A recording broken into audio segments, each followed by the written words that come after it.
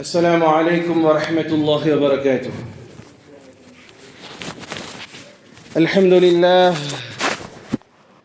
الحمد لله أستعينه وأستغفره ونعوذ بالله من شرور أنفسنا ومن سيئات أعمالنا.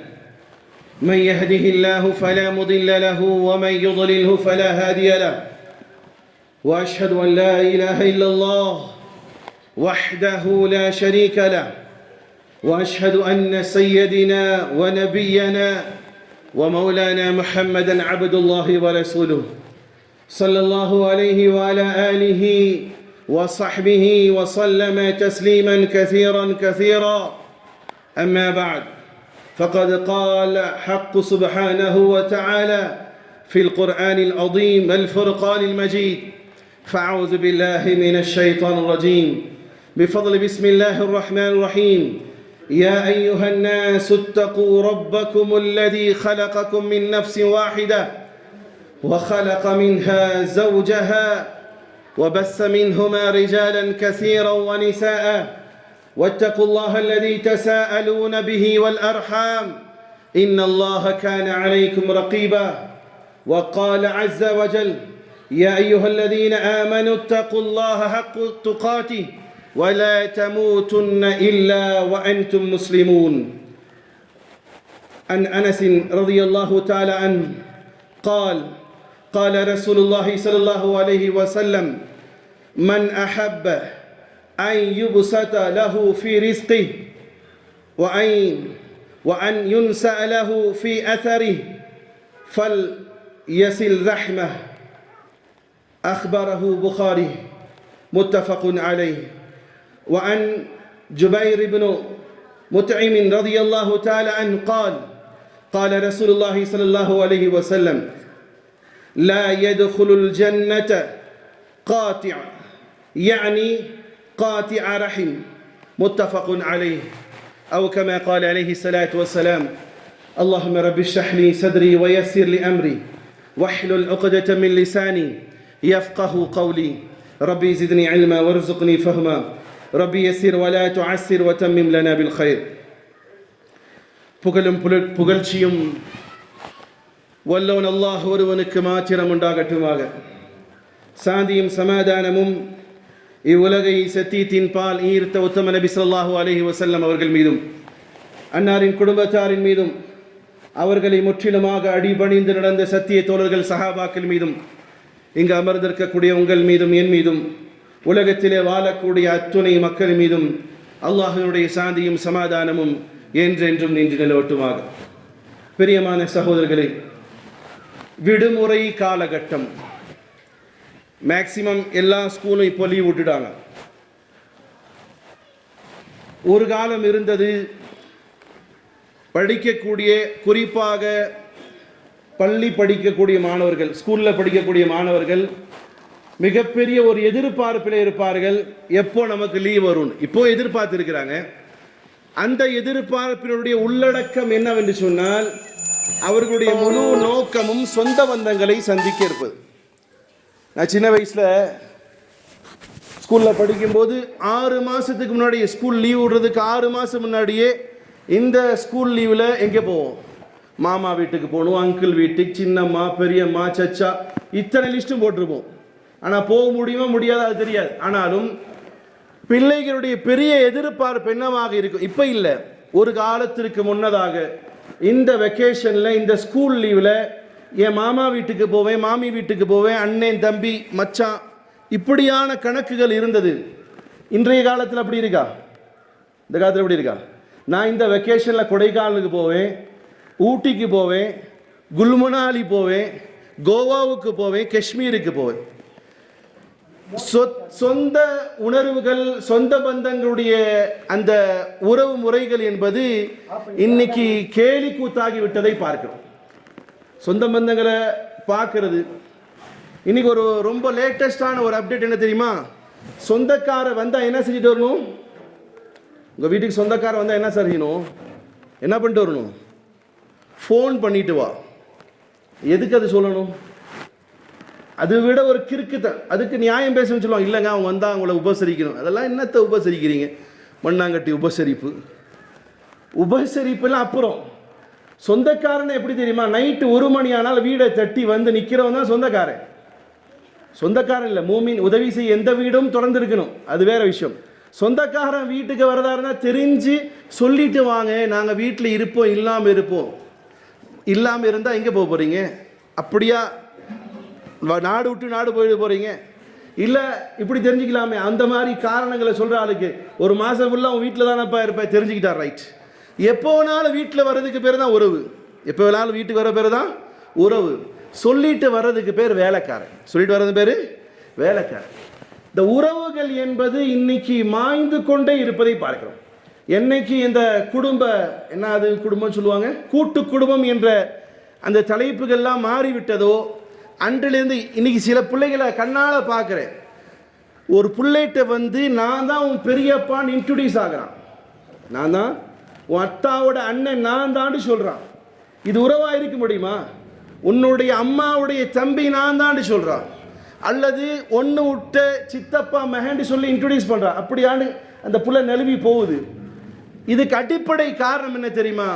மார்க்கத்தை முழுமையாக விளங்காது. இன்னைக்கு திருமணம் என்பது பிரியாணிக்கு சங்கமிக்கக்கூடிய ஒரு கூட்டமாக இருப்பதுடைய விளைவுதான். நபிகள் பெருமானார் ஸல்லல்லாஹு அலைஹி வஸல்லம் அவர்கள் திருமணத்தினுடைய நேரத்திலே ஓதிய வசனங்கள், அது குறைந்தபட்சம் தமிழாக்கத்திலாவது தெரிந்தால் உறவுகளுடைய கண்ணியம் என்னான்னு தெரியும். நம்ம திருமணத்திலே உறவு முடிகிற மாதிரில வச்சிருக்கிறோம். போட்ட லிஸ்ட்டில் ஒன்று குறைஞ்சிச்சுன்னா சட்டையை கோத்து பிடிக்கக்கூடிய கல்யாணங்கள். உறவுகள் சேரக்கூடிய இடங்கள் எதுவெல்லாம் இருந்ததோ பெருமானார் ஸல்லல்லாஹு அலைஹி வஸல்லம் அவர்கள் உறவுகளை மேம்படுத்தக்கூடிய வசனங்களை, அவர்கள் அறிவித்த ஹதீஸ்களை சொல்லி குடும்ப உறவுகளை பெருமானார் ஸல்லல்லாஹு அலைஹி வஸல்லம் ஊக்குவிப்பார்கள். அல்லாஹும் குடும்ப உறவை பற்றி எண்ணற்ற வசனங்களை, பெருமானார் ஸல்லல்லாஹு அலைஹி வஸல்லம் அவர்கள் எண்ணற்ற ஹதீஸ்களை குடும்ப உறவை மேம்படுத்துவதற்கு சொல்லியிருக்கிறார்கள். அடிப்படையில் திருமணத்தினுடைய நேரத்திலேயே பெருமானார் ஸல்லல்லாஹு அலைஹி வஸல்லம் அவர்கள் மணமகனையும் மணமகளையும் உட்கார வச்சு ஹுதுவா ஓதுனாங்க இல்லையா? அதில் பிரதானமாக ஓதப்படக்கூடிய வசனம், யா அய்யுஹன் நாஸ் இன்னா خلقناكم من ذكر وانثى يا ايها الناس اتقوا ربكم الذي خلقكم من نفس واحده وخلق منها زوجها وبث منهما رجالا كثيرا ونساء. இப்படி ஹஜ்ரத் ஓதிட்டு இருப்பாரு. இந்த வசனத்தை நபி ஓதி ஹுதுபா கொடுத்துருக்கிறாங்க. இந்த வசனத்தை அந்த இமாம் ஓதிட்டு இருக்கும்போது இவங்க அப்போ தான் சேலையை எங்கே வாங்கினேன்னு கேட்டுட்டு இருப்பாங்க. இவர் அப்போ தான் போன தடவை கல்யாணத்தில் மச்சான் ஒழுங்காக கறி வேகாத பிரியாணி போட்டான், இப்பயாவது வெந்த கறியை போடுவானா டிஸ்கஷன் நடக்கும். அல்லாஹுடைய தூதர் ஸல்லல்லாஹு அலைஹி வஸல்லம் அவர்கள் இந்த குடும்ப உறவை மேம்படுத்தும்படியான வசனத்தை சொல்லி காட்டுறாங்க. இந்த வசனத்தில் அல்லாஹ் சொல்கிறான், யா அய்யுஹன் நாஸ், ஓ மனித சமூகமே, இத்தகு ரப்பக்கும், உங்களுடைய இறைவனாகிய அல்லாஹ்வை அஞ்சிக் கொள்ளுங்கள். அல்லதி خلقكم من نفس واحدة, அவன்தான் உங்களை ஓர் ஆத்மாவில் இருந்து படைக்க செய்தான். ஆதாம் என்று அழைக்கப்படக்கூடிய ஆதம் அலைஹிஸ்ஸலாத்து வஸ்ஸலாம், ஏவாள் என்று அழைக்கப்படக்கூடிய ஹவ்வா அலைஹிஸ்ஸலாத்து வஸ்ஸலாம், அவர்கள் இருவரிலிருந்தான் உலகத்தில் இருக்கக்கூடிய அத்துணை மக்களையும் இறைவனாகி அல்லாஹ் படைத்தான். அல்லாஹ் கூறுகிறான், அல்லதி خلقكم من نفس واحدة وخلق منها زوجها, அந்த ஆதாமிலிருந்தான் ஏவாளை இறைவனாகி அல்லாஹ் படைத்தான். خلق منها زوجها, அந்த ஆதாமில் இருந்தான் அவருடைய துணையாக ஏவாளை அல்லாஹ் படைத்தான், ஹவ்வா அலைஹிஸ்ஸலாத்து வஸ்ஸலாம் அவர்களை படைத்தான். وبث منهما رجالا كثيرا ونساء, அந்த ஆதாமும் ஏவாளில் இருந்தான் உலகத்தில் இருக்கக்கூடிய அத்தனை மனித சமூகங்களும் மனிதர்களும் படைக்கப்பட்டார்கள். இன்னைக்கு சில பேர் வேணா சொல்லலாம், நெற்றியில் பிறந்தவன், தொடையிலே பிறந்தவன், காலிலே பிறந்தவன், கழுத்திலே பிறந்தவன் என்று சில அறிவுக்கு அப்பாற்பட்ட ஜந்துக்கள் வேணாலும் சொல்லிக்கலாம், இப்படியெல்லாம் இருக்கின்று. ஆனால் இறைவன் சொல்கிறான், எவன் 7 வானத்தையும் 7 பூமியும் அண்ட சராசரத்தை படைத்தானோ அந்த இறைவன் சொல்கிறான், நீங்கள் எல்லோரும் படைக்கப்பட்டது ஆதாமிலிருந்தும் ஏவாளிலிருந்தும். அதுவும் குறிப்பாக ஏவாளுடைய வயிற்றிலிருந்து பிறக்கப்பட்ட குழந்தைகள் நீங்கள். وَبَثَّ مِنْهُمَا رِجَالًا كَثِيرًا وَنِسَاءً, ஆண்களிலே பெரும் கூட்டத்தையும் பெண்களிலிருந்து பெரும் கூட்டத்தை ஏவாளினுடைய வயிற்றிலிருந்து படைக்க செய்தோம் என்று அல்லாஹ் கூறுகிறான். وَاتَّقُوا اللَّهَ الَّذِي تَسَاءَلُونَ بِهِ وَالْأَرْحَامَ, மக்களே இறைவனாக அல்லாஹ்வை அஞ்சிக் கொள்ளுங்கள், நீங்கள் கேட்பதெல்லாம் அவனை கொண்டு உங்களுடைய தேவைகளை நீங்கள் தேடிக்கொள்கிறீர்கள் என்று அல்லாஹ் சொல்கிறான். ஒரு மனிதனுடைய கடைசி நம்பிக்கை யாரிடம் வரும்? ஒரு பொருளாதாரம் அல்லது வியாதிக்கான தீர்வு எடுக்கக்கூடிய இடம் என்ன செய்யும்? ஒருத்தனுக்கு காய்ச்சல் வந்துருச்சு, ஃபஸ்ட்டு மெடிக்கலில் போய் மாத்திரை வாங்குவான், அது போகலைன்னா டாக்டர்கிட்ட போவான், அது போகலைன்னா ஸ்பெஷல் டாக்டர்கிட்ட போவான். ஒன்றுமே முடியாத பட்சத்தில் அல்லாஹ் தான் எனக்கு ஷிஃபா தருவாங்க. அப்போ கடைசி நம்பிக்கை என்பது யாரிடம் இருக்குது? மனிதருடைய அல்லாஹ்வுடைய. அல்லாஹ் சொல்றான், நீங்கள் அல்லாஹ்வை கொண்டு தானே உங்களுடைய தேவைகளை கேட்கிறீர்கள், அந்த அல்லாஹ்வை அஞ்சிக் கொள்ளுங்கள். வல் அர்ஹாம், இரத்த உறவுகள் விஷயத்தில் நீங்கள் கவனமாக இருந்து கொள்ளுங்கள், அவர்கள் மீது இறக்கப்படுங்கள். இரத்த உறவுகள், அண்ணே, தம்பி, மாமா, மச்சான், உங்கள் கூட பிறந்த சகோதரி, உங்களோடு பிறந்த சகோதரன். ஏன் தெரியுமா சகோதரர்களே? ரஹ்ம் என்ற வார்த்தை அரபி சொல், அதனுடைய தமிழாக்கம் என்னவென்று சொன்னால் பெண்ணினுடைய கருவப்பை என்று சொல்லுவார்கள். பெண்ணுக்கு என்ன இருக்கும்? கருவப்பை தான், அதில் தான் குழந்தை வரும். ரஹம் என்று சொன்னால் பெண்ணினுடைய கருவப்பை. அந்த கருவப்பை ஒவ்வொரு பெண்ணுக்கும் அவசியமானது, அது எவ்வளோ இம்பார்ட்டன்ட் ஆனது. அப்போ அல்லாஹ் பேரை, அந்த இரத்த உறவுக்கு வைத்திருக்கக்கூடிய பேரை அல்லாஹ் என்ன வச்சிருக்கிறான்? பெண்ணினுடைய கர்ப்பப்பை என்று வச்சிருக்கிறான். அந்த கர்ப்பப்பை என்ன செய்யும்? வேஸ்டேஜ் சேகரிச்சு வைக்குமா? கர்ப்பப்பை என்ன சார் செய்யும்? கர்ப்பப்பையில் என்ன இருக்கும்? முத்து மாணிக்கம் இருக்குமா? என்ன இருக்கும்? குழந்தை இருக்கும். அந்த குழந்தையை சேஃப்டியாக வைக்கிறது எது? கர்ப்பப்பை.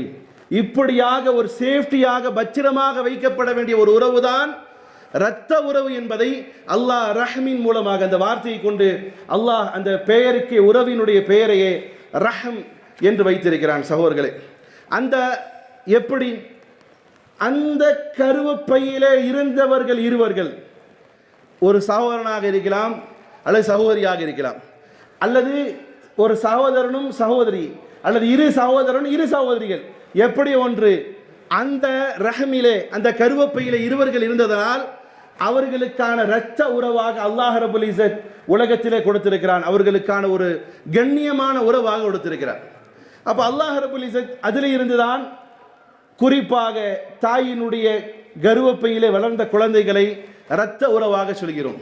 அதிலிருந்து கொஞ்சம் மேலே போய் இனி சில பேர் வச்சிருப்பான், நானும் என் அண்ணன் தம்பி, நானும் என் அக்கா தங்கச்சி, எல்லாம் குட் கசின் பிரதர்ஸ் சிஸ்டர்ஸ்லாம் என்ன பண்ணாங்க?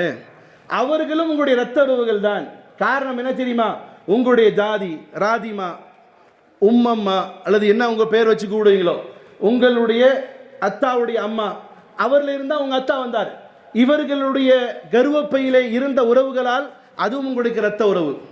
இன்னும் மேலே சொல்ல போனால் ஈமானி உறவாக ஒரு காலகட்டத்திலே ஹஜ்ரத் ஹவ்வா அலைஹிஸ்ஸலாத்து வஸ்ஸலாமுடைய வயிற்றிலிருந்து பிறந்த எல்லோர்களும் ஒரு தாயின் மக்கள்கள், எல்லோரும் இரத்த உறவுகள் தான். கொள்கையால், கோட்பாடால், இன்னும் வேற ஜாதிகளால், மதங்களால் ஆயிரம் பிளவுகள் இருந்தாலும் எல்லோரும் ஒரு தாய் மக்கள் என்ற அந்த தத்துவத்தை, அந்த அடிப்படையை பெருமானார் ஸல்லல்லாஹு அலைஹி வஸல்லம் அவர்கள் நிக்காஹினுடைய மஜ்லிஸ்களை சொல்லி உபதேசிப்பார்கள். சோர்லே, அப்போ இரத்த உறவுகள் என்பது மிக அவசியமானது. இரத்த உறவுகளை பேணி பாதுகாப்பது என்பது மிகப்பெரிய நன்மையை பைப்பிப்பதாக இருக்கும். அதே நேரம் இரத்த உறவுகளை உடைப்பது என்பது மிக கேடாக அமையும். இன்னும் சொல்ல போனால் அல்லாஹ்வுடைய சாபம் உண்டாகும். இரத்த உறவுகளை முறிக்கக்கூடிய விஷயத்தில் என்ன ஏற்படும்? அல்லாஹ் ரப்பல் இஸ்ஸத் சாபத்தை எடுக்கிறான். வசனங்களை பின்னால் பார்க்கும். பிரியமான சகோதரர்களே, அல்லாஹ் ரப்பல் இஸ்ஸத் இந்த வசனத்தை பெரும்பாலும் நீங்கள் ஜுமாவுடைய குத்பாவினுடைய கடைசியில இமாம்கள் ஓதுவதை பார்க்கலாம். இன்னல்லாஹ யாமுரு பில் அத்லி வல் இஹ்சான் வ ஈதாஇ தில் குர்பா வ யன்ஹா அனில் ஃபஹ்ஷாஇ வல் முன்கரி வல் பக் யஇதுக்கும் லஅல்லக்கும் ததக்கரூன். இந்த வசனத்தை எல்லா ஜுமாக்களையும் கேட்கலாம். ஆனால் அந்த முடியக்கூடிய அந்த தருவாயில் தான் நம்மள பெரும்பாலானவருடைய சிந்தனை எல்லாம் எப்படா ஜுமா முடியும், எப்படா போய் இன்னைக்கு ஸ்பெஷல் டிஷ் சாப்பிடுவோங்கிற எண்ணம் இருக்கும். அதனுடைய அர்த்தங்கள் தெரிந்தால் ஒவ்வொரு வாரமும் இமாம்கள் உபதேசிக்கக்கூடிய அந்த கடைசி உபதேசம் என்ன தெரியுமா? அல்லாஹ் கூறுகிறான், இன்னல்லாஹ், நிச்சயமாக அல்லாஹ், யஅமுருக்கும், உங்களுக்கு கட்டளையிடுகிறான், பில் ஆதில், நேர்மையாக நடந்து கொள்ளுங்கள். யாருடைய விஷயத்திலும் அநீதியாக நடந்து கொள்ளாதீர்கள். அது உங்களுடைய குடும்ப உறவாக இருக்கலாம், உங்களுடைய இரத்த பந்தங்களாக இருக்கலாம், உங்களுடைய நண்பர்களாக இருக்கலாம், உங்களுடைய ஊர்வாசிகளாக இருக்கலாம், அல்லது உங்களுடைய மதத்தை தாண்டிய வேற கொள்கை கோட்பாடு உடையவர்களாக இருக்கலாம். யாருடைய விஷயத்திலும் நீங்கள் அநீதியாக நடந்து கொள்ளாதீர்கள். இஸ்லாம் நீதத்தை மட்டுமே விதைக்கிறது, விதைத்துக் கொண்டே இருக்கும். அல்லாஹ் கூறுகிறான், இன்னல்லாஹ், நிச்சயமாக அல்லாஹ் உங்களுக்கு கட்டளையிடுகிறான், யஅமுருக்கும் பில் அத்ல், நீதமாக நடந்து கொள்ளுங்கள், வல் இஹ்சான், கருணையாக நடந்து கொள்ளுங்கள். இன்றைக்கு கருணைக்கான அந்த வார்த்தை என்பது டிக்ஷனரிகளில் தான் இருக்கும் போல தெரியுது. இன்றைய மேற்கத்திய கலாச்சாரத்தினுடைய மிக மோசமான தாக்கம், இன்றைய நவீன கலாச்சாரத்தினுடைய விளைவு, அந்த இரக்கம் என்பது சாவக்கூடிய தருவாயில் இருக்குமான்னு தெரியல. அதுக்கு ஒரு உதாரணம் என்ன திரும்ப சொல்றேன், சாவ கடக்கிறவன் பக்கத்தில் போயிட்டு கூட செல்ஃபி எடுத்துட்டு உட்காந்துருக்கான். வீடியோ சாவ கிடக்கிறவன் பக்கத்தில் கூட போய் என்ன செய்யறான், செல்ஃபி எடுக்கிறான். ஒருத்தர் சாவ கிடக்கிறானா உடனே போய் உதவி செய்வதற்கும் கூட இரக்கம் இல்லாத ஜந்துக்கள் இந்த உலகத்தில் நிறைய வாழ்ந்து கொண்டு இருக்கிறார்கள். ஆனால் அல்லாஹ் கூறுகிறான், நீங்கள் இரக்கப்படுங்கள், எல்லோரின் மீதும் இரக்கப்படுங்கள். முஸ்லிம்கள் மீது மட்டுமல்ல, உலகத்தில் மனிதனாக பிறந்த ஜீவராசிகள் உட்பட எல்லோரின் மீதும் இரக்கப்படுங்கள். பெருமானார் ஸல்லல்லாஹு அலைஹி வஸல்லம் சொல்லியிருக்கிறார்கள். அல்லாஹ் கூறுகிறான், இஹ்சான், இரக்கமாக நடந்து கொள்ளுங்கள். வைதாஇதில் குர்பா, உங்களுடைய நெருங்கிய உறவுகளோடு நீங்கள் நல்ல விதத்தில் நடந்து கொள்ளுங்கள். இன்னைக்கு சில ஆளுங்க தன்னுடைய செல்வத்தை செலவழிக்கக்கூடிய இடங்களுக்குன்னு ஒன்று வச்சிருப்பார். ஊரு பேர் வாங்குறதுக்கு ஃப்ளெக்ஸில் அடித்து ஊருக்கெல்லாம் கொடுப்பார். இந்தாங்க நான் வாரி வழங்கும் வல்லலுங்குவார். ஆனால் அவருடைய சொந்த தங்கச்சி ஏழ்மையில் இருப்பா, அவளை பார்ப்பதற்கு நாதி இருக்காது. ஊருக்கே வாரி வழங்கக்கூடிய ஹாஜியார் என்ற பேர் வாங்கியிருப்பார். அவரோடு பிறந்த சகோதரன் ஏதோ தப்பு பண்ணிட்டான், அந்த தப்பை காரணமாக்கி அவனோடு எந்த உறவை வைக்காதார். அல்லாஹ் சொல்கிறான், முதலிலே நீங்கள் இறக்கப்படுவதற்கு ஃபர்ஸ்ட் ப்ரெஃபரன்ஸ் தகுதி யாருக்கு தெரியுமா? உங்க பெத்தவங்க. சில பேருங்க இருக்கானுங்க, இருந்தானுங்க, இருப்பாங்க. இப்போ அம்மா அம்மாங்குவான். யார்தானே செத்து போன அம்மாவை தன்னம்மாவாக நினைப்பான். தான் பெற்ற தாயை செருப்பும் கூட வாங்கி கொடுக்காத ரோடுகளை திரிய விடக்கூடிய எத்தனையோ கயவர்கள் வாழ்ந்து கொண்டிருக்கிறார்கள். இறக்கப்படுவதிலே மிக முக்கியமான பங்கு ஆற்றக்கூடியது தன்னுடைய பெற்றோர்கள். பிறகு தன்னுடைய இரக்கத்திற்கு தகுதியானவர்கள் தன்னோடு பிறந்த சகோதரனும் சகோதரியும். அதற்கு பிறகும் கூட அடுத்தவங்க வெளியே போகக்கூடாது. ரத்த உறவில் கசின் பிரதர் சிஸ்டர்ஸ் இருப்பாங்க, ஒன்னுட்ட சச்சா பிள்ளைங்க. பெருமானார் ஸல்லல்லாஹு அலைஹி வஸல்லம் வந்து ஒரு சகோதரர் கேட்கிறார், யா ரசூலல்லாஹ், என் தாய் இறந்து விட்டால் நான் யாருக்கு உபகாரம் செய்வது என்று தெரியவில்லை. பெருமானார் ஸல்லல்லாஹு அலைஹி வஸல்லம் என்ன திரும்ப சொன்னாங்க, உன் தாய் இல்லாவிட்டால் உன் தாயினுடைய சகோதரி இருப்பாள் இல்லையா, உன் சின்னம்மா பெரியம்மா இருப்பாள், அவளுக்கு போய் உதவி செய். உன் தந்தை இல்லாவிட்டால் உன்னுடைய சச்சா பெரியத்தாவுக்கு போய் உதவி செய். இது இஸ்லாம் கற்றுக் கொடுக்கிறது. பிறகு உன் இரத்த பந்தத்திலே தூரமாக இருக்கக்கூடிய இரத்த பந்தங்களுக்கு உதவணும். எல்லா மனிதர்களும் எல்லா சகோதரனும் தனது உதவி கரங்களை தனது இரத்த சொந்தங்களுக்கே சரிவர கொடுத்து விட்டால் உலகத்தில் ஏழ்மை என்ற ஒரு காரியமே இல்லாமல் போயிடும். ஊருக்கு உதவி செய்யக்கூடிய ஹாஜியார் தான் தம்பி, தான் அண்ணே, தான் ஒன்று விட்ட அக்கா தங்கச்சி பொது உடைமையில் இருப்பதனால் எனக்கு தெரியும் எத்தனையோ பேர் எங்கள் முன்னாடி வந்து அழுது இருக்கிறாங்க.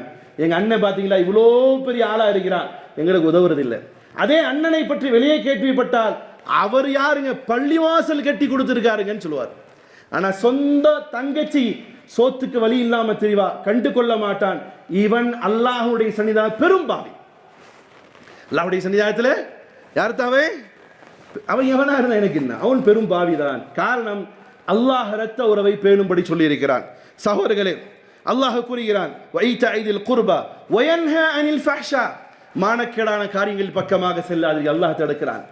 மானக்கேடான காரியத்திற்கு அடிப்படை விஷயங்களில் ஒன்று ஃபோன். அடிப்படை விஷயங்களில் ஒன்று ஃபோன்.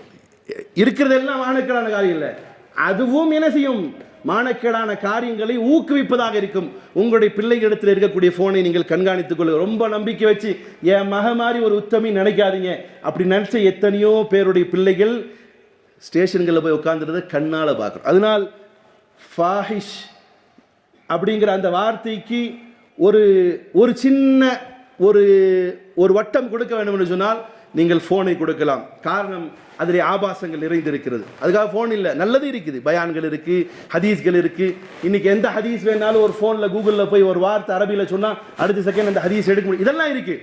ஆனால் பயன்படுத்தக்கூடியவருடைய கைகளில் இருக்குது. அதனால் கவனமாக இருங்க. வல் முன்கரி வல் பாகி, பாவத்திலிருந்தும் நிராகரிப்பிலிருந்தும் உங்களை அல்லாஹ் தடுக்கிறான். யாயிதுக்கும் லஅல்லக்கும் ததக்கரூன், அல்லாஹ் கூறுகிறான், நான் உங்களுக்கு உபதேசித்திருப்பது நீங்கள் அறிந்து கொள்வீர்கள் என்பதற்காக. பிரியமான சகோதரர்களே, அப்போ இங்கே குடும்ப உறவை அல்லாஹ் கூறுகிறார். பெருமானார் ஸல்லல்லாஹு அலைஹி வஸல்லம் சொல்கிறார்கள், கால ரசூலுல்லாஹி ஸல்லல்லாஹு அலைஹி வஸல்லம் அனஸ் ரலியல்லாஹு தஆலா அறிவிக்கின்றார்கள், மன் அஹப்ப அன் யுப்ஸித லஹு ஃபீ ரிஸ்கி, உங்களில் யாரேனும் விரும்புகிறீர்களா உங்களுடைய ரிஸ்கிலே அபிவிருத்தி ஏற்பட வேண்டும் என்று? யார் தான் விரும்ப மாட்டார்? யாராவது விரும்பாதாலும் இருக்கீங்களா இந்த கூட்டத்தில்? எனக்கு ரிஸ்க் வேண்டாண்டு. ரிஸ்க்னா சோறுன்னு தான் நிறைய பேர் நினைக்கிறாங்க. ரிஸ்க்னா ஒரு மனுஷன் பிறந்திருந்து சாவறதுக்கு எதெல்லாம் தேவையோ அதற்கு பேர் ரிஸ்க்.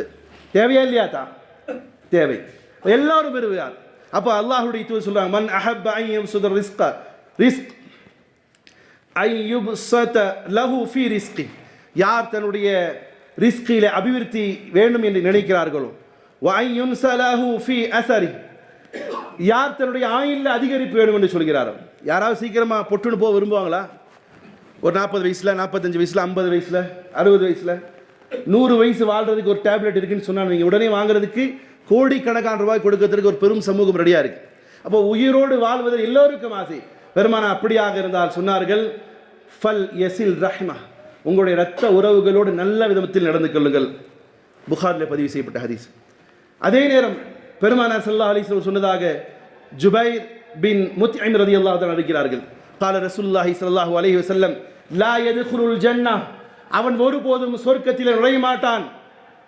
காத்தியா, எவன் உறவுகளை பிரிக்கிறானோ, உடைக்கிறானோ, துண்டிக்கிறான். யானி காத்திய ரஹம், அதாவது குடும்ப உறவுகளை முறிக்கக்கூடியவன் சொர்க்கத்தில் நுழைய மாட்டான் என்பதாக ரசூலை கரீம் ஸல்லல்லாஹு அலைஹி வஸல்லம் சொன்னார். ஆக பிரியமான சகோதரர்களே, இரத்த உறவை மேம்படுத்துங்கள்.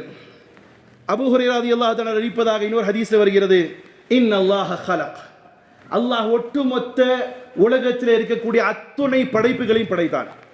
ஹத்தா இதா ஃபரக மின்ஹும், எப்பொழுது எல்லா படைப்பினங்களையும் படைத்து அல்லாஹ் அதிலிருந்து கொஞ்சம் ரிலாக்ஸ் ஆனோ, ரிலீவானானோ, காமத்திர் ரஹம், ரஹம் எழுந்து நின்றது. ரஹம்னா என்னது? ரஹமுடைய மீனிங் என்ன? அரபி மீனிங்.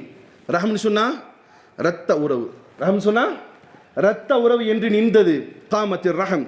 ஃபகாலத் ஹாதா மகாமுல் ஆஇஸக், அல்லாஹ்விடத்தில் நின்று கொண்டு சொன்னது இரத்த உறவு, யா அல்லாஹ், முறையிடக்கூடிய இடத்திலே நான் இருக்கிறேன், முறையிடக்கூடிய இடத்திலே இருக்கிறேன். உங்களுக்கு புரியுனா சொன்னா, உறவுங்கிற ரத்த உறவுன்னு சொல்றோம் இல்லையா, அது ஒரு பொருளாக நினைச்சு கொள்ளுங்க. அல்லாஹ் அதுக்கு ரூஹு கொடுத்துருக்கான், பேசுகிறது. எப்படி அல்லாஹ்ட்ட பேசுது? யா அல்லாஹ், நான் ரத்த உறவு பேசுறேன். மினல் கத்தியா, என்னை துண்டிப்பார்களே அந்த துண்டிக்கக்கூடிய விஷயத்தை விட்டும் உன்னிடத்தில் பாதுகாப்பு தேடுகிறேன். கால நான், அல்லாஹ் சொன்ன அப்படியா, ஓகே. அம்மா தர்வைன அன் அஸில மன் வஸலக், அல்லாஹ் கூறுகிறான், அப்படியானால் உன்னுடைய முறையீடு என்பது இது நியாயமானது தான். காரணம், உறவை உருவாக்கியவன் யார்? உறவை உருவாக்குனது யார் தான்? தமிழில் சொல்லுவாங்கல்ல, அவன் ஆடாட்டினாலும் அவன் சதையாடும். என்னது? அவன் தாய் வயிற்றில் இருந்தது அவனுடைய சதை. என்னதான் அக்கா தங்கச்சி சண்டை இருந்தாலும், என்னதான் மாமா மச்சா உறவுகள் பிளவு வந்தாலும், முதல்ல கண்ணீர் வடிக்கிறவன் யாரா இருப்பான்? உறவுகாரன் தான் இருப்பான். இன்னைக்கு காலங்கள் மாறிடுச்சு. உறவுகளை உடைத்து உடைத்து உடைத்து உடைத்து உடைத்து இன்னைக்கு ஃப்ரெண்ட்ஷிப்புக்கு முக்கியத்துவம் கொடு. ஃப்ரெண்ட்ஷிப் இருக்கட்டும், வேணான்னு சொல்ல. ஃப்ரெண்ட்ஷிப்பை விட முக்கியமானது எதுதான்? வாலிப பிள்ளைகளே, சகோதரர்களே, ஃப்ரெண்ட்ஷிப் இல்லை. அல்லாஹ் எதை முக்கியமாக்கி வச்சிருக்கிறான்?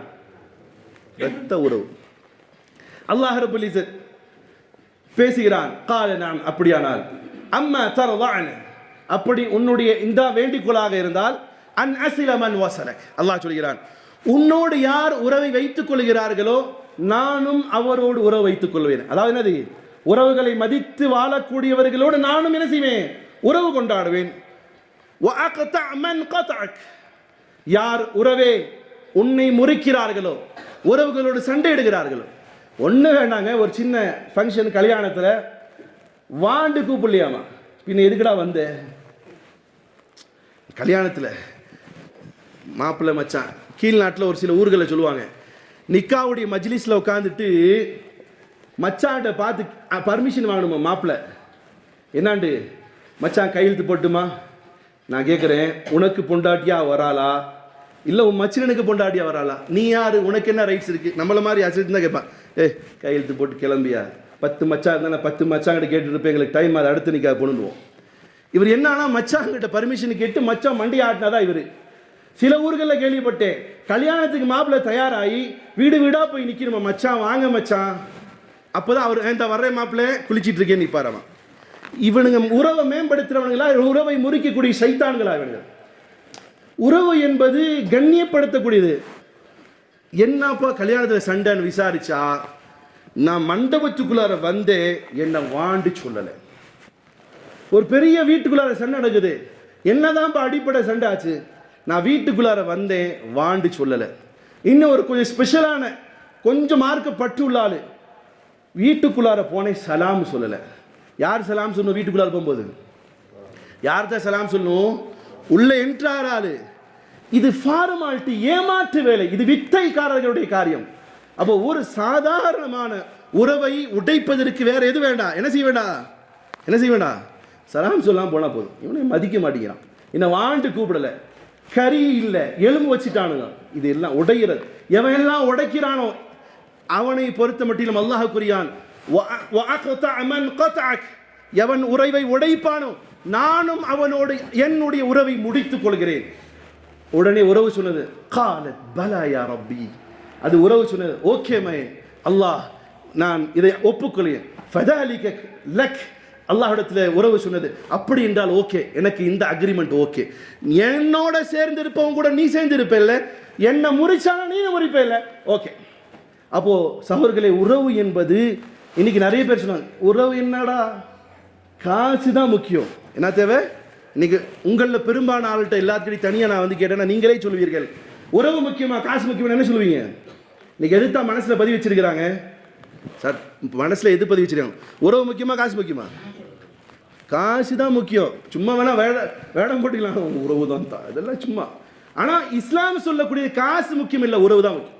காசு முக்கியம் இல்லை, உறவு தான் முக்கியம். அதனால் சகோதரர்களே, உங்களுடைய உறவுகளோடு நல்ல இணக்கமாக இந்த சுற்றுலா போவது போங்க. அல்லாஹ் சொல்கிறான், உங்களுடைய நான் படைத்திருக்கக்கூடிய சுற்றுலாக்களை பார்த்து ரசியுங்கள். ஆனால் அதை காட்டிலும் இந்த மாதிரியான நேரத்தில், இந்த ஸ்கூல் லீவுடைய நேரங்களில் உங்களுடைய உறவுகளோடு போய் கொஞ்சம் உட்காரு. பணக்காரங்க ஏழைங்கிற பாகுபாடு பார்க்காதீங்க. ஒரு நல்ல பணக்காரன் தான் உறவில் இருக்கக்கூடிய ஒரு ஏழையுடைய வீட்டுக்கு போய் உள்ள உட்காந்தா அவன் எவ்வளோ சந்தோஷப்படுவான்னு தெரியுமா? உட்கார்ந்து பாருங்கள் பணக்காரர்களே. ஏழையாக இருந்தாலும் உங்களுடைய உறவை மேம்படுத்திக் கொள்வதற்காக அவர்களோடு நீங்கள் நல்ல உபசரிப்போடு நடந்து கொள்ளுங்கள். எவ்வளோ சந்தோஷப்படுவார் தெரியுமா? குறிப்பாக ஏழையை காட்டிலும் பணக்காரராக இருக்கக்கூடியவர், அவருடைய கரம் மேலே இருக்கு. ஏழை உறவுகளை மதித்து பழகுங்கள், ஏழை உறவுகளை மதித்து பழகுங்கள். அவரோட நல்ல விதங்கள் நடந்து கொள்ளுங்கள், உபசரிப்பு செய்யுங்கள், பொருளாதாரத்தை கொடுங்கள். ஒரு ஏழ்மையான வீட்டில் ஒரு பணக்காரர் போய் தங்கி ஒரு 2 நாள் தங்கிட்டு அவங்களுக்கு தேவையானதை வாங்கி கொடுத்து அவங்க கூட சாப்பிட்டுட்டு நான் எதுவுமே ஃபஸ்ட்டு பாக்கெட்டில் எடுக்கக்கூடாது. பணக்கார உறவு வந்ததுமே ஏழை போய் என்ன செய்வான்? கடன் வாங்கிட்டு வருவான், இல்லை கடனுக்கு வாங்கிட்டு வருவான். ஆனால் அவன் வீட்டில் போய் உட்காந்து நீ என்ன சமைச்சியோ நான் சாப்பிட்றேன், அவன் வீட்டில் உட்காந்து சாப்பிட்டு அவன் கூட பேசிட்டு உறவாடிட்டு வரும்போது அவனுக்கு தேவையில்லாம் நிறைவேற்றி வந்தீங்கன்னா அவன் செய்வான் பாருங்க ஒரு துவா, அது உங்களுடைய வாழ்க்கையில் அபிவிருத்தி செய்யும். உங்களுடைய நீங்கள் 90 வருஷம் அல்லாஹ் உங்களுடைய விதியில் எழுதியிருந்தா அவனுடைய துவா வர்க்கத்தை கொண்டு 95 வருஷம் வாழலாம், வியாதிகள் நீங்கும். ஆகையால் பிரியமான சகோதரர்களே, இந்த நடுத்தர வர்க்கங்கள் போங்க, பரஸ்பரமாக இருங்கள், சண்டையிட்டு கொள்ளக்கூடிய உறவாக மாற்றிக்கொள்ளாமல் இந்த வெக்கேஷனை உறவுகளை மேம்படுத்தக்கூடிய வெக்கேஷன் ஆக்குங்கள். இல்லை என்று சொன்னால் ஜாலியாக ஊர் சுற்றலாம், உங்களுக்கு கொஞ்சம் ரிலாக்ஸஸ் கிடைக்கும், ஆனால் உறவுகள் கிடையாது. அதனால் இன்னைக்கு வரக்கூடிய ஜென்ரேஷனுக்கு சித்தப்பா பெரியமக்கா யாருன்னு தெரியல. ஏன்னா கல்யாணம் ஆனதுமே இதுக்கு அடிப்படை விஷயம்னா எல்லா மனைவிகாரர்களில் பெரும்பாலான மனைவிமார்கள் என்ன சொல்லிக் கொடுப்பாங்க? என்ன சொல்லிக் கொடுப்பாங்க? கல்யாணம் ஆனது அவங்க சித்தப்பா பெரியப்பா கிட்ட நல்ல உறவாக சொல்லுவாங்க, உங்கள் சித்த பேருக்கான குறவமனை, உங்கள் பெரிய பேருக்கானே பெரிய ஹராத்து, உங்கள் ராதிமா இருக்குது கொலகாரி. யார் சொல்லி கொடுக்குறது? அம்மா மஹபூப் சுபானி அம்மா. இவர் பார்ப்பாரு, உன் மாமா இருக்கான டுபா குர்ரா, அவங்க கூட போயிடாத. எங்கே உறவுகள் கற்றுக் கொடுக்க வேண்டுமோ அந்த திருமண விழாக்களில் பிரியாணி தான் ஃபோக்கஸ்டு இருக்குது. அங்கே பிரசங்கள் நடக்கணும், சொல்லணும், 2 ரத்த உறவுகள் சங்கமிக்கக்கூடிய இடம், உறவுகள் மேம்படுத்தக்கூடிய பேச்சுகள் பேசணும். அங்கே ரிசர்ச் பிரியாணி நடக்குது. சகோதரர்களே, நபி அந்த இடங்களில் உறவுகளை மேம்படுத்தும்படி உபதேசித்ததை நாம் ஹதீஸ்களையும் குர்ஆனுடைய வசனங்கள் மூலம் பார்க்கணும். சகோதரர்களே, இந்த வெக்கேஷனை உறவுகளை மேம்படுத்தக்கூடிய மாமா நல்ல விஷயங்களை விதைச்சு வைங்க, சித்தப்பா நல்ல விஷயங்களை விதைச்சு வைங்க. அவர்கள் எங்களுடைய உறவுகள், அவங்களை கண்ணியப்படுத்துவது, பேசுவது, அவர்களோட உறவாடுவது, அவர்களுக்கு உதவுவது, இப்படியான உறவுகளை மேம்படுத்துங்கள். நிச்சயமாக அல்லாஹ் அந்த உறவுகளை மதிக்கிறான். பெருமானார் ஸல்லல்லாஹு அலைஹி வஸல்லம் சொன்னார்கள். இதற்கு பிறகு இந்த ஹதீஸை சொல்லிவிட்டு சொன்னார்கள், காலையா சும்மா கால ரசூலுல்லாஹி ஸல்லல்லாஹு அலைஹி வஸல்லம், பின்னர் நபி ஸல்லல்லாஹு அலைஹி வஸல்லம் சொன்னார்கள், இக்ரஉ இன் ஷிஅதும், இந்த முஹம்மது சூரா முஹம்மதுடைய 22வது 23 வசனங்களையும் ஓதிக்கொள்ளுங்கள். அல்லாஹ் கூறுகிறான், ஃபஹல் அஸைதும் இன் தவல்லைதும் அன் துஃப்ஸிது ஃபில் அர்லி வ துகத்திஉ அர்ஹாமக்கும். அல்லாஹ் கூறுகிறான், நீங்கள் போர் நடக்கக்கூடிய அந்த தருணத்திலே போருக்கு செல்லாமல் ஊரில் இருந்து கொள்வது, அன் துஃப்ஸிது ஃபில் அர்ல், பூமியிலே குழப்பம் செய்வது, வ துகத்திஉ அர்ஹாமக்கும், நீங்கள் உங்களுடைய இரத்த உறவுகளை முறிப்பது. இப்போ இரத்த உறவுகளை அவங்களை உபகாரம் செய்யாமல், அவரோட நல்ல இணக்கமாக நடந்து கொள்ளாமல் இரத்த உறவுகளை முறிக்கிறீர்களா என்று அல்லாஹ் கூறிவிட்டு, உலாயிக்கல்லதீன லஅனஹுமுல்லாஹ், அப்படி உறவுகளை முறிக்கக்கூடியவர்கள் மீது அல்லாஹ்வுடைய சாபம் உண்டாகும் என்று சொல்றான். அல்லாஹ் காப்பாற்றட்டும். உறவுகளை முறிக்கக்கூடியவங்க மேல என்ன உண்டாகும்? உறவுகளை முறிக்கக்கூடியவங்களுக்கு மேல என்ன உண்டாகும்? அல்லாஹ்வுடைய சாபம். அல்லாஹ்வுடைய வசனம் போய் பார்த்துக்கோங்க. சூரா முஹம்மத் 47வது அத்தியாயத்தினுடைய 23, 22 இந்த 2 வசனங்கள் அல்லாஹ் சொல்றான், லஅனஹுமுல்லாஹ், அல்லாஹ்வுடைய சாபம் உண்டாகும். ஃபஅஸம்மஹும் வஅமா வஅப்சாரஹும், அல்லாஹ் அதுக்கப்புறம் சொல்றான், அவர்களை நான் குருடனாக்குவேன், செவிடர்களாக்குவேன் என்பதாக அல்லாஹ் கூறுகிறான். உறவுகள் மேம்படுத்துவது என்பது மிகப்பெரிய நன்மை. அதே உறவுகளை முறிக்கக்கூடிய என்பது அல்லாஹ்வுடைய சாபத்திற்கான காரியம் என்பது. எதுக்கு தெரியுமா? நல்லா இருப்பார், உறவுகள் நல்லா தான் இருப்பார், நல்லா பேசுவார் இருப்பார், திடீர் பணக்கார ஆவார், திடீர்னு லட்சங்கள் கோடிகள் காசு பங்களா எல்லாம் வரும். யார் உங்களுடைய உறவுகளில் ரொம்ப கொஞ்சம் டெவலப் ஆகாமல் இருக்கிறாங்களோ அவங்கள பார்த்து என்ன செய்யும்? ஏளனமாக பார்ப்பார். பதவி வந்துடும். சும்மா நடந்துட்டு இருந்த மனுஷன் திடீர்னு கவுன்சிலர் ஆகிட்டார், அவர் எல்லாத்தையும் மதிப்பாரா? என்ன செய்வார்? என்ன சொல்லாமலாம் வந்திருக்க, நான் யார் தெரியுமா? கவுன்சிலர். இந்த உறவெல்லாம் வச்சுட்டு வரக்கூடாது. போ என்னடா இந்த உறவு ஓட்டு போட்டதுனால தான்டா நீ ஜெயிச்ச. சரி, திடீர்னு படிச்சுட்டு இருந்தான் பையன், மாமா மச்சான்னு பேசிட்டு இருந்தான், திடீர்னு கலெக்டர் ஆகிட்டான். மாமா போய் சந்திக்க போறார். கலெக்டர் விடுங்க, அப்புறம் பியூன் வேலைக்கு போன பசங்கள்லேயே சித்தப்பா பெரியம்மக்கா போய் பார்க்கும்போது என்ன செய்வான்? ரொம்ப வாங்க சித்தப்பாண்ட உட்கார வைக்கிறானா? 105 பேர் உட்கார வைப்பான். 95% என்னத்தா அப்படியா உட்காருங்க. என்னடா அவர்கள் பார்க்காமல் நீ வளர்ந்துருப்பியா? அவர்கள் உன்னை கூட்டி விட்டாமல் நீ வளர்ந்துருப்பியா? அப்போ அந்த பதவியும் பட்டாவலும், பதவியும் காசும் பணமும் அதிகாரம் எப்பொழுது வருதோ அகராதித்தனமாக மாறி தன்னுடைய உறவுகளை உதாசீனப்படுத்தக்கூடிய காலகட்டம். அதனால தான் அல்லாஹ் சொல்லுறான், இப்படி நீங்கள் பூமியிலே குழப்பம் செய்து கொண்டு உறவுகளுக்கு நீங்கள் இணக்கமாக இருப்பதை தவிர்த்து விட்டு உறவுகளை ஒழிக்கக்கூடியவர்களுக்கு அல்லாஹ்வுடைய சாபம் தான், அவர்கள் குடர்களாகவும் சிடர்களாகவும் ஆகிவிட்டார்கள் என்பதாக அல்லாஹ் சொல்கிறான். ஆக பிரியமான சோழலை, இன்னொரு ஹதீஸை சொல்லிவிட்டு முடிக்கப் போகிறேன். அல்லாஹ்வுடைய தூதர் ஸல்லல்லாஹு அலைஹி வஸல்லம் இடத்துல ஒரு மனிதர் வருகிறார், வந்து கேட்கிறார், யா ரசூலல்லாஹ் அன்ன ரஜுலுன் கால், ஒரு சகோதரர் வருகிறார், சொல்கிறார், யா ரசூலல்லாஹ் இன்னலி கராபத்துன், எனக்கு நிறைய உறவுகள் இருக்கிறார்கள், நிறைய உறவுகள் இருக்கு. சில ரொம்ப உறவுகளை நெருங்கி இருக்கான்னு வைங்கள, அவனுக்கு பேர் என்ன வச்சிருப்பாங்க? சமூகம், கேணப்பையன், புழைக்க தெரியாதவன், இவன் எதுக்கு வராண்டே தெரியல, தவறான பார்வை. ஆனால் அல்லாஹ்வுடைய தூதர் ஸல்லல்லாஹு ஒரு சகோதரர் வந்து சொல்கிறார், யா ரசூலல்லாஹ் நான் எனக்கு நிறைய உறவினர் இருக்கிறார்கள், அவர்களிடத்தில் எப்படி நடந்து கொள்கிறார்? கராபத்துன் உசிலுஹும் வயக்தஊன் வஅஹ்சின் இலைஹிம் வயுனீஸூன இலை.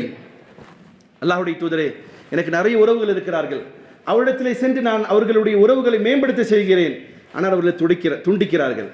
நான் அவரிடத்தில் நல்ல விதத்தில் நடந்து கொள்கிறேன், ஆனால் அவர்களிடத்தில் மோசமாக நடந்து கொள்கிறார். பெருமானார் ஸல்லல்லாஹு அலைஹி வஸல்லம் இதெல்லாம் கேட்டுட்டு லாஸ்ட்டாக ஒரு வார்த்தை சொன்னாங்க, அப்படியானால் நீ உன்னுடைய உறவுகளோடு நல்ல விதத்தில் நடந்து கொண்டார். இன்னைக்கு நிறைய பேருடைய கம்ப்ளைண்ட் அதுதான், நான் நல்லா தான் இருக்கிறேன் ஹஸ்ரத், ஆனால் இவன் தான் என்கிட்ட முறிக்கிறான், நான் உனக்கு உபகாரம் செய்கிறேன், எனக்கு சலாம் கூட சொல்ல மாட்டேங்கிறான், நான் உன்னுடைய மகளுக்கு இவ்வளோ கொடுத்தேன், ஆனால் எனக்கு சொத்தில் வந்து பிரச்சனை பண்ணிட்டான், இப்படியெல்லாம் சொல்லக்கூடிய நிறைய பேர் இருக்கிறான். அவர்களுக்கான தீர்வு பாருங்கள்.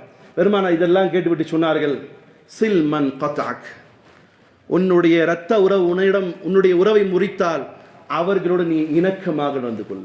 இரத்த உறவை முறிச்சா இன்னைக்கு என்ன சொல்லுவாங்க, பேசாட்டி போதுரா, என்னத்தை பேசுற, அவன் இல்லாட்டி வேற ஆள்றா, செத்தா தூக்கிட்டு போ, 4 பேர் வரமாட்டானா அப்படின்ட்டு டைலாக் பேசக்கூடியவங்க. நபி சொல்றாங்க, உன்னுடைய உறவை முடித்தால் நீ உறவோடவே இரு.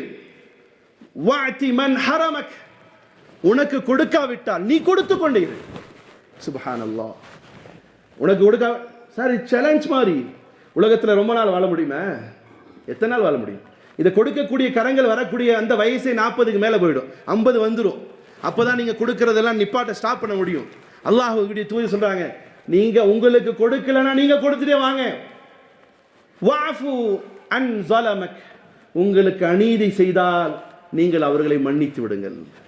அவர்கள் உங்களுக்கு அநீதி செய்தால் உங்களுடைய உறவுகள் அல்லது வேற யாராவது உங்களுக்கு பெரிய பலமானவன் யார்? அடிப்பதற்கு சக்தி இருந்தும் எவன் பொறுமையாக இருக்கிறான் அவன் தான் யாரு? ஒரு சிறந்த முஜாஹித். சிறந்த யார் அவன்?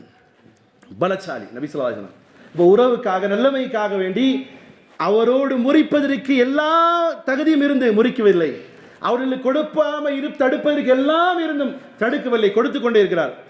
பெருமானா இதை சொல்லிவிட்டு சொன்னாங்க, வாஃபு அன் ஸலமக், உனக்கு அநீதி செய்தால் நீ அவர்களுக்கு என்ன செய், அந்த அநீதியை, உனக்கு அநீதி செய்தால் அதை மன்னித்து விடு.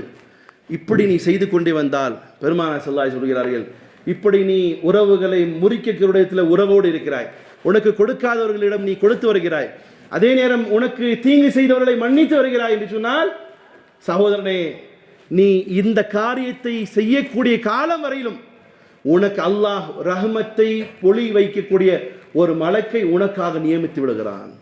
மனுஷப்ப உதவி செஞ்சா என்ன இருக்கு? யாரெல்லாம் நியமிக்கிறான்? இது மாதிரி இருக்கக்கூடிய சோனுக்கா யாரை நிப்பாட்டுறான்? அருள் புரியக்கூடிய, உனக்கு உதவி செய்யக்கூடிய ஒரு மலக்கை நீ இந்த காரியம் செய்யக்கூடிய காலம் வரையிலும் நிப்பாட்டுவதாக பெருமானார் ஸல்லல்லாஹு அலைஹி வஸல்லம் சொல்றார். ஆக பெரியமான சகோதரர்களே, இந்த வெக்கேஷன், இந்த ஸ்கூலுடைய இந்த விடுமுறை காலகட்டம் என்பது சுற்றுலா போக வேணான்னு சொல்ல, போகும்போது உங்கள் உறவுக்காரனுக்கு ஒருத்தனை கூட்டு போங்க.